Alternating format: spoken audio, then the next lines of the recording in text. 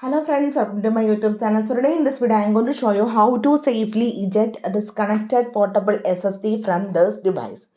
So here you can see I successfully connected this Samsung T9 Shield SSD to this phone. You can see the name, you can see here Samsung T9.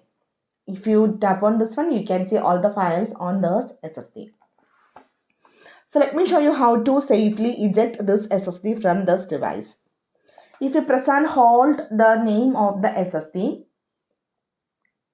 you can see three options. You can rename, you can erase, and you can get the information of the SSD.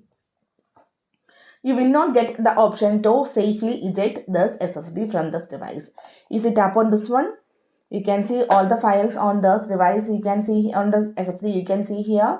And on the top right side, you can see three dots. If you tap on this one, here also you will not get the option to safely eject this SSD or external hard drive from this device. So let me show you. Simply just close all the applications on your device and safely remove this cable from this device. That's it.